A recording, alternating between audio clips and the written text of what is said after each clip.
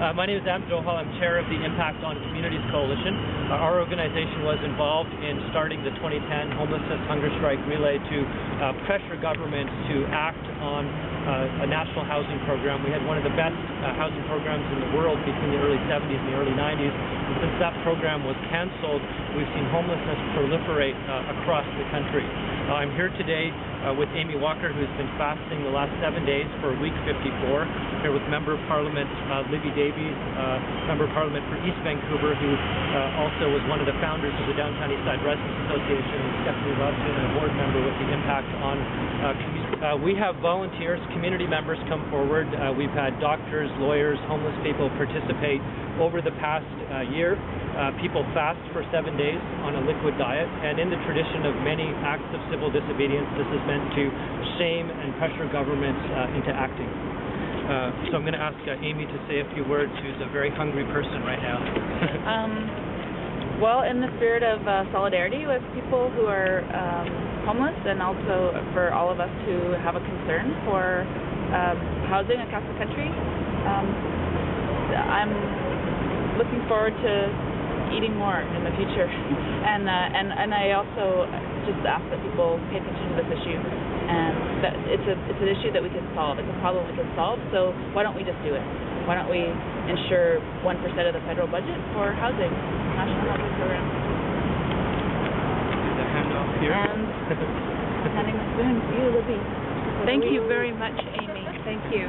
Well, first of all, let me say I'm very honored to receive the wooden spoon from you, and thank you for doing your week-long fast and for participating in what I think is a really important community action.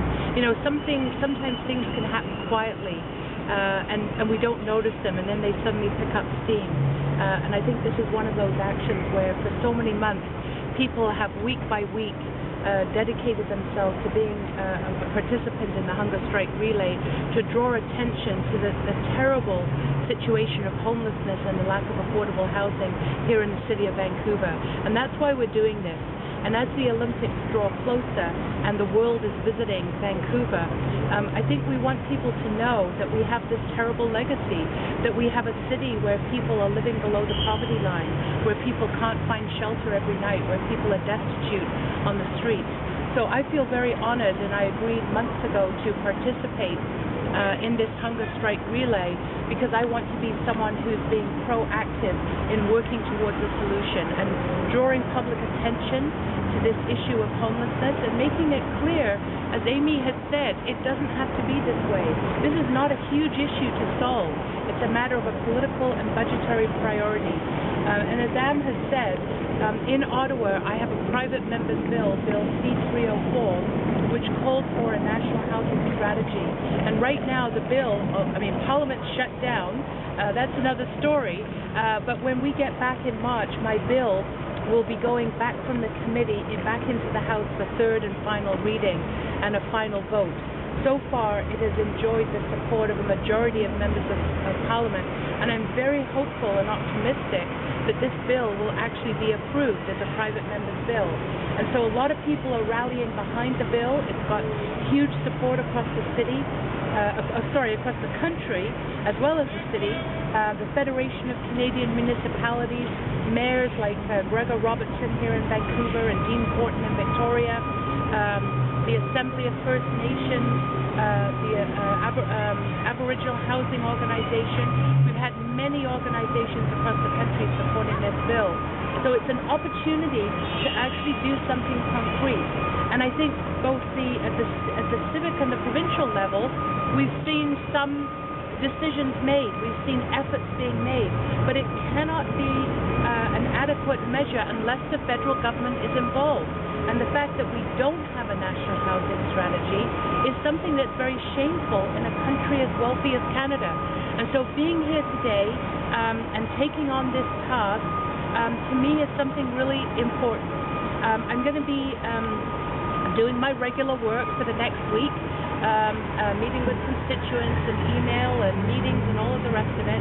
But I'm also going to be outside the Carnegie Centre every day from noon till 3 because I want to be somewhere where I can talk to people. I'm going to have a flip chart with me so that people can send messages to Stephen Harper and the Parliament about this issue, and I want to make sure that this is visible. So I'll be outside the Carnegie Centre. I'll be heading down there now when we finish here.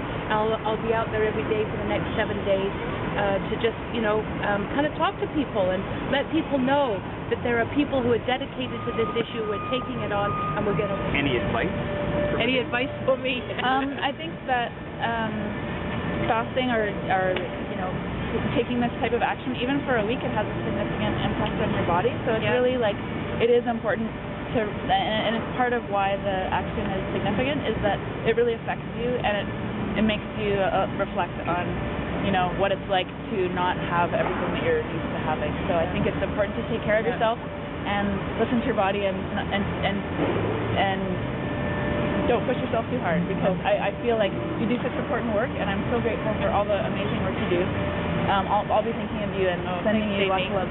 Hanging out at Carnegie for 3 hours a day, I think is going to be interesting, and I kind of feel that keeping myself busy, like just with talking with people, will be a way to keep my energy going, because that really energizes me. So I'm kind of planned it that way as well.